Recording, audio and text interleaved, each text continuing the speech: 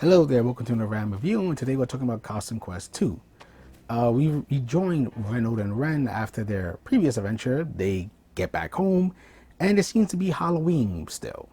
They're about to, commence their trick-or-treating Halloweenness, and they notice the neighborhood dentist being kind of shifty.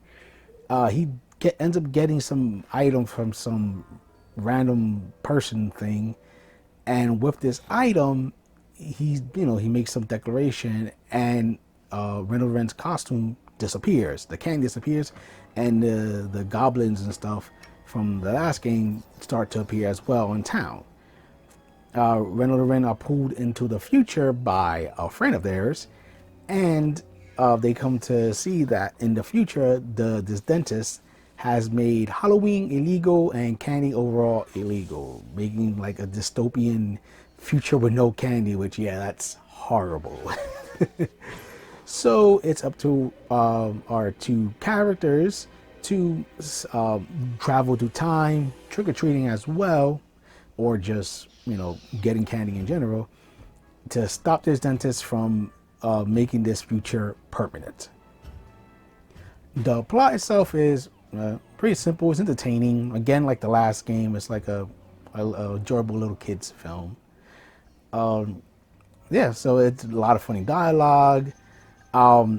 If you're curious, if you need to play the previous game to play this one, I would say yes, mainly because there's a lot of, I guess, like references and everything to the first game. So when you see it here, you're gonna be a little confused, like who is this character? Like, are they important or whatever? If you play the first one, you would see who they are, and it'll actually be a nice little, oh, that's actually pretty kind of cool. So I do recommend you play at least the first part some way, via like on the Series S and backwards compatible, like I did, or if you got a PS3 lying around, PS4, yeah, PS4, yeah. If you got a PS4 lying around still, or yeah, if you got, no, it's a PS3. If you got a PS3 lying around still, you get to play the first game. So yeah, so the first game, I would say yes, you should play it. It's not that long, so at least it's not like, a headache, RPG headache to go through. That would be like 20 or 60 hours or something like that. It's a quick 1, 2, 3 game. Now, if you can't get the DLC for the first game, I do have to say that it doesn't really matter.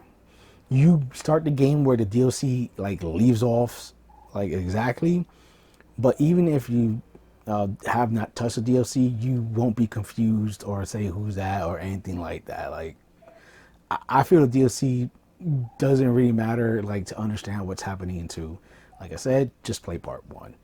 When it comes to gameplay, it's pretty similar to the first one, as it's a traditional turn-based RPG. You will have multiple costumes to use, though you start with, I think, 3 at first.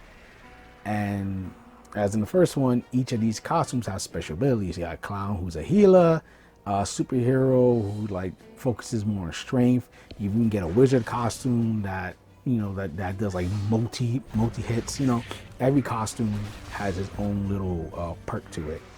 There are some different mechanics that they changed or they added. One of the things they changed is that in the first game, certain costumes have certain mini games where you're attacking to get a critical hit. It was like either like a button press, you rub your stick back and forth, something like that.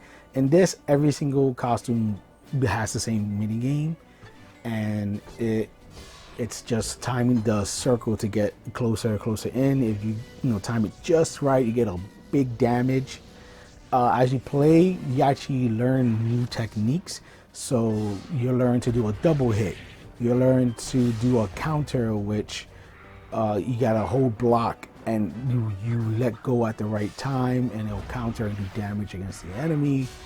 But at the same time, you kind of gotta, while you're doing that, you're kind of leaving your other characters defenseless unless you tap block at the right time with the other character, so he does less damage on you. So like, you learn little skills and everything. So that's one thing that changed.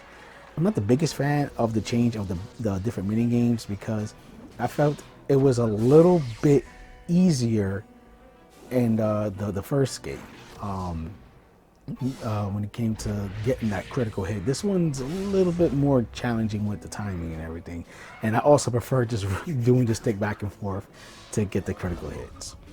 Another difference is that each costume has a strength or weakness. Like this, like I think it's like stuff like a costume be weak against certain monster types, or there'll be and certain monsters are weak against certain type of attacks like magical. It shows a picture. It'll show you like magic, beasts, stuff like that. It'll show the picture and that'll let you know what is strong or whatever. You still do a good amount of damage though. When you attack, it subtracts a little bit if it's so if I pick a costume that's weak against tech, if I hit a tech character, if I do a 20 damage, it'll take away I think either like 10 or 5 away from that. So we'll do a little less damage though. You still be doing damage. And if you use the someone who's strong against tech, it'll do way more damage. So that's something you could juggle. Me, I didn't give a shit. I just used whatever costume I wanted, be it weak or whatever. I made it through fine. And then another change they did to the game, which this one I really dislike, is they got rid of stickers, which were passive buffs you could put on the costumes, like more tag, or they did poison after attack and stuff like that, or things like that. And with stickers, no, was it stickers? No, cards. They replaced it was either stickers or stamps. It was one of those. I can't remember off the top of my head, but they replaced it with cards. Now these cards are different. You only can have 3 at a time, and when you use it, they have a cooldown out of combat. So you have to wait. Like it'll say like after 3 fights, it'll come back. And I felt this was a little annoying. It wasn't fun. And like one of the reasons. Sorry, I had to check something. One of the reasons that I enjoyed the last game was because it was laid back and it was more, I guess you could say, beginner friendly, so anyone can jump in. This one, like, say if someone was playing part 1 and went to 2, they'll probably feel a little more difficult for them, which kind of kills, you know, what I felt the game was always trying to do, which was being laid back, I guess, for more hardcore players and more inviting to the more casual, so like a kid could play or whatever. This one's a little bit more, would be a little bit more challenging for that.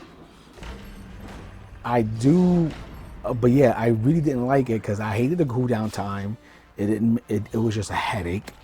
I'd rather have a passive buff or debuff or whatever to use than these cards. And I would fully say I rarely use these cards. Maybe on a boss fight or something, I would use a certain card, but I like despise this system. It was garbage. Luckily, you can still get through the game pretty easily, even without like heavily relying on this. Like I said, I really used it. I still beat the game, no problem. It took away a little bit of that fun the first game had.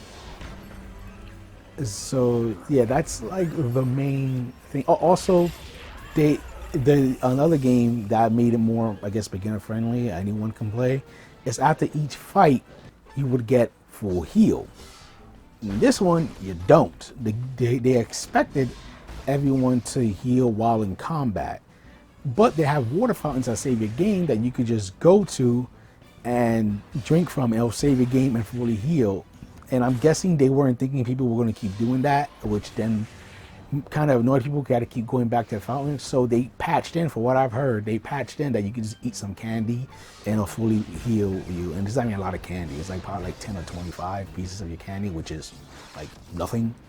So yeah, that shows maybe they shouldn't have done that. They should have just left it as you heal right after battle. Oh, also forgot to mention, like the last game, all these characters have special abilities that after you attack a certain amount of times, it goes there. What's kind of cool in this one is if you fill it up, I believe it stays with you, even from fight to fight to fight. So you could save it up for later, so it doesn't just disappear after a fight happens. It stays there, so that's cool. So you can say your special if you really don't feel like using it in this fight, just using the other. When it comes to exploration, it's pretty similar to the first. You got like a hub area, which you could go around, talk to people, trick or treat for candy. If you're not trick or treat for candy, you're smuggling candy, so candy is still part of it.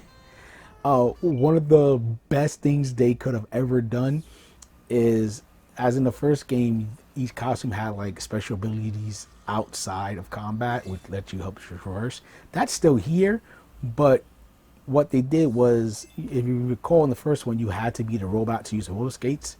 In this game, you use roller skates with any costume. So getting around is faster and easier than ever, because being able to not have to, not having to switch to that costume every single time just to use the skates, saves up a good amount of time. So now you can use that anytime you want for quick and easy explorations. I really appreciate this. But yeah, there's also side quests you could do, which are, follow a claw trail, which will lead to you getting a new costume, or it's a werewolf costume. Little stuff like that. Like trying to solve like some kind of business deal. There's, it's things like that. Like I said, it's a little side quests like that, or just getting a card for someone else. These are little. These have fun little situations and dialogue. They're pretty enjoyable, and can be rather quick too.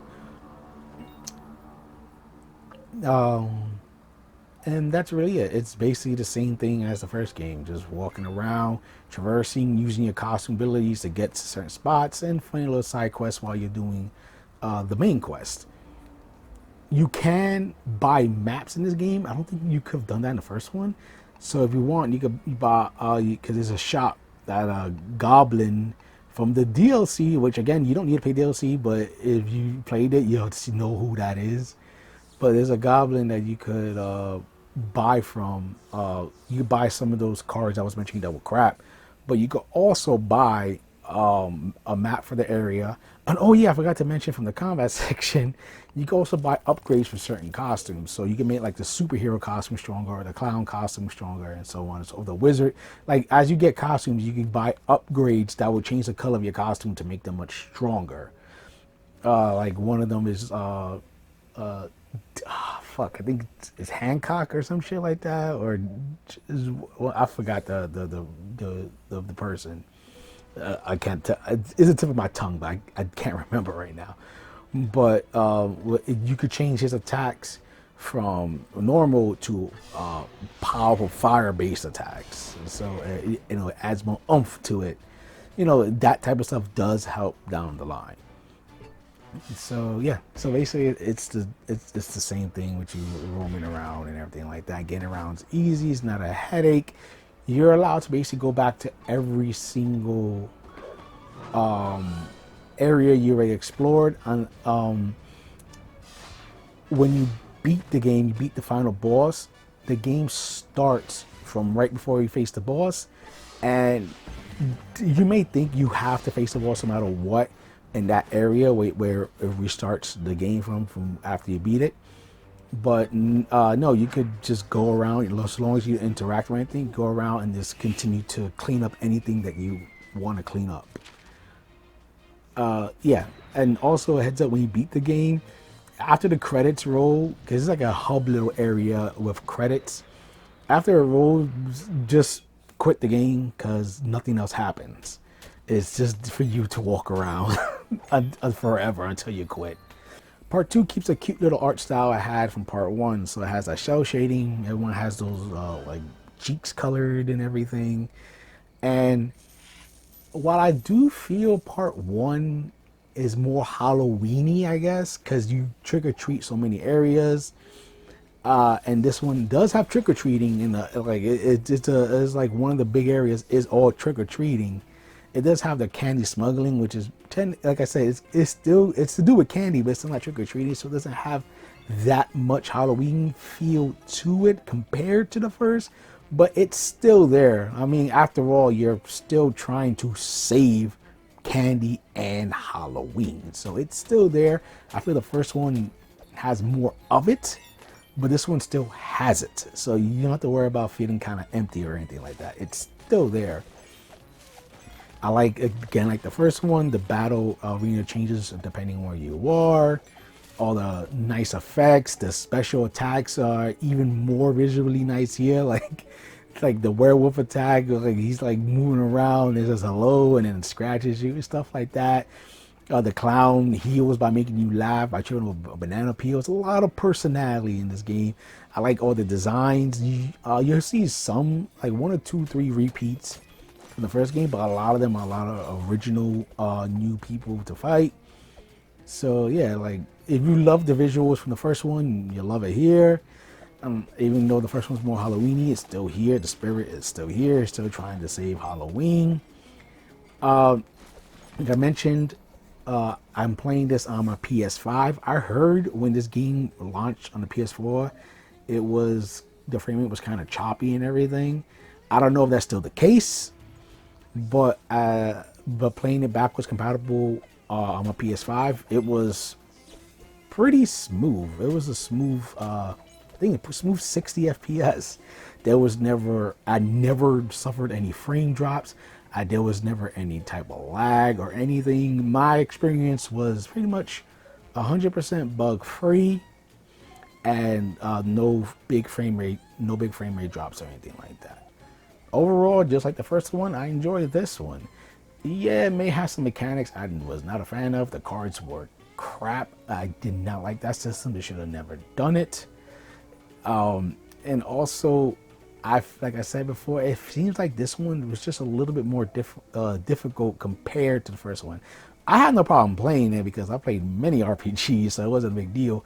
But I'm thinking in mind of the beginners or even the kids jumping on this one after the first one. Like this one's a little bit more challenging because some of the mechanics change, like the cards and even the timing to get a critical hit is changed too. So this one's still laid back and still like open to beginners or kids or whatever, but not as much as the first one. This one's just a little bit more teeth to it. Nothing crazy, but just a little bit more teeth to it.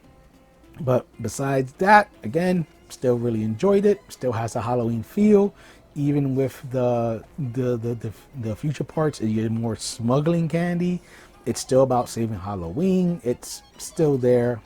I also like in combat the extra hits you can do. That was a nice welcome addition as well. So yeah, really enjoyed it. And if you play the first, I recommend the second. So hope you didn't mind my ramble, and for gamer's sake, keep gaming.